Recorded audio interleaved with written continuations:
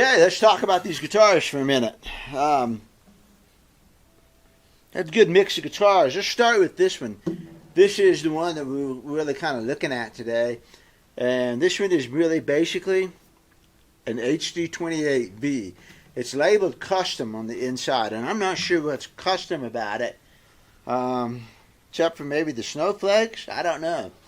The tuners are not like a V, so I'm not sure exactly what is custom about it. But to me, looking at it structurally, it's an H28V. Let me see if I wonder if the X bracing is back some. That would be a difference. No, the X bracing is an inch.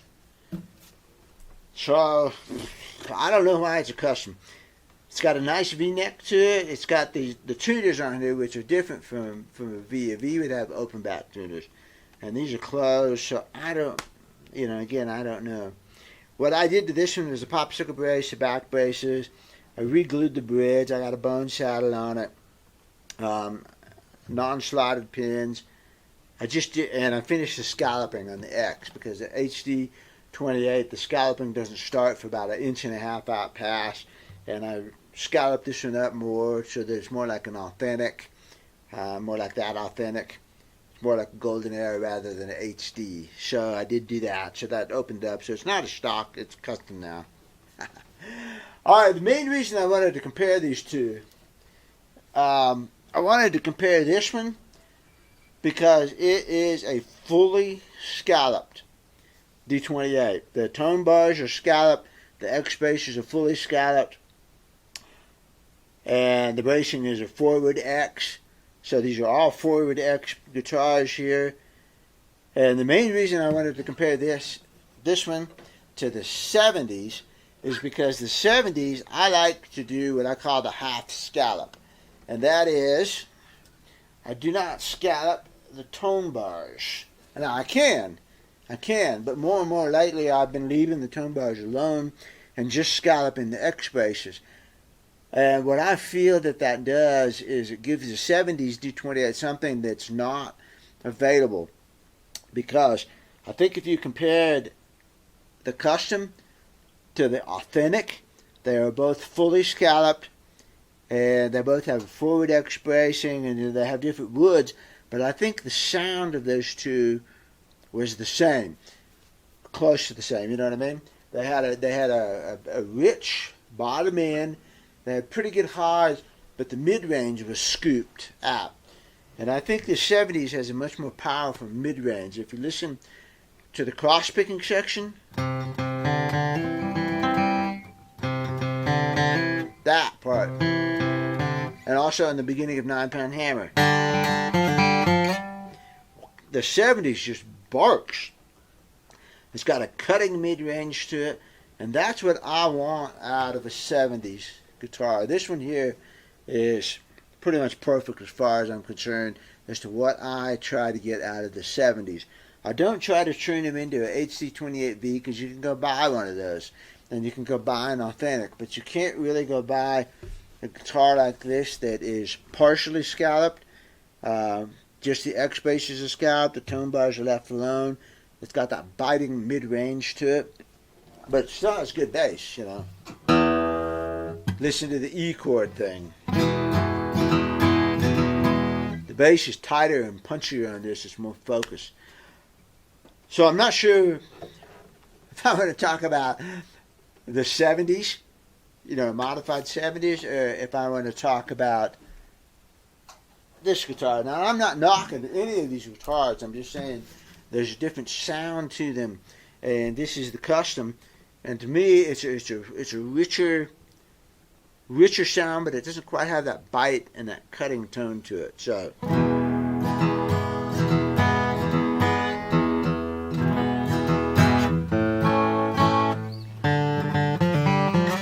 that's a much softer mid-range to me as a player than that 70s is. Listen to that again.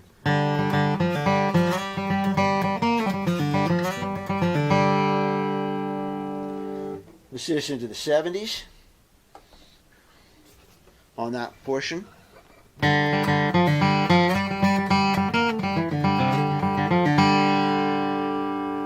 And to me, that G string is just so loud. It's biting. And then here's the authentic, which should have the advantage of a red spruce top and a Madagascar rosewood. But to me, it still sounds a little bit more like the HD did.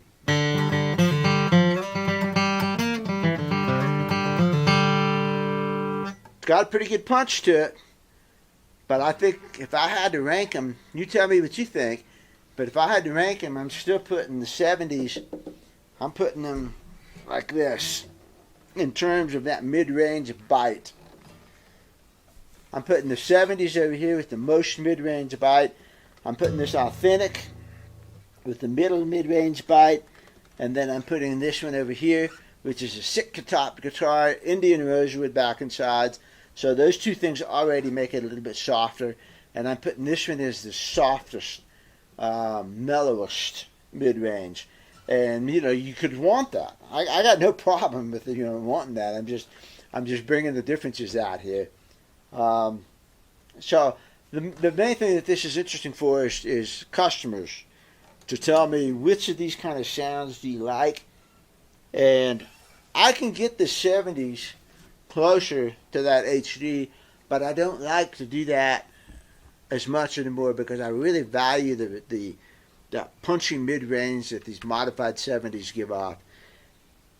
And so, again, this to me is pretty much the goal of what I want out of a modified 70s D-28. It's got a good bass to it. It's not tubby bass. It's punchy. And it's got a very strong, very powerful mid-range to it, and great trebles. And so that's what I want out of a 70s. And when I get to something like this HD, I am going to go, I'm going to take advantage of the stuff it's already got. So I'm going to take advantage of the scallop tone bars, and I'm going to give it more warmth and a fuller sound. The authentic, there's nothing I do to the authentics. This one could have the popsicle brace taken out, but I don't want to do that because this one's already, it's a stock authentic right now, and I took the popsicle brace out on my previous 1941 authentic because the finish on it was flaking and coming off. In fact, I had to strip the finish off the neck because it just peeled off. So that guitar was modified, and I didn't mind modifying it by taking the popsicle brace out. But this one is in terrific condition. All I've ever had to do to this one is glue one bracing, maybe right here on the bottom. I'm not sure, not bracing, the binding. Yeah, I glued the binding right here. Just a tiny little section. I've got a video on this one. And that's it. And otherwise, it's stock, and it sounds great. And they don't make any more of these. And Martin has now run out of Madagascar rosewood. So this guitar does not need to be modified. There are other guitars to modify, which I don't mind modifying. You see, on the 70s, I had to move the bridge to get it in tune, or I had to put a different bridge on. I had to do something to the bridge, and I had to do something to the bridge plate. That modified it. Boom, we're done. Once we modified to that extent, open season on this guitar. And I feel like this is a really, really, really good guitar. Out of the three of these, I'm pretty sure I would take this one. If value was important, I still probably would take this one. I like the neck on this one better than I do the authentic. It's more full.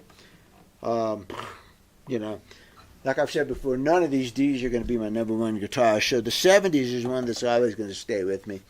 And I do think this authentic is a little bit better guitar, but I wish it had a bigger neck on it.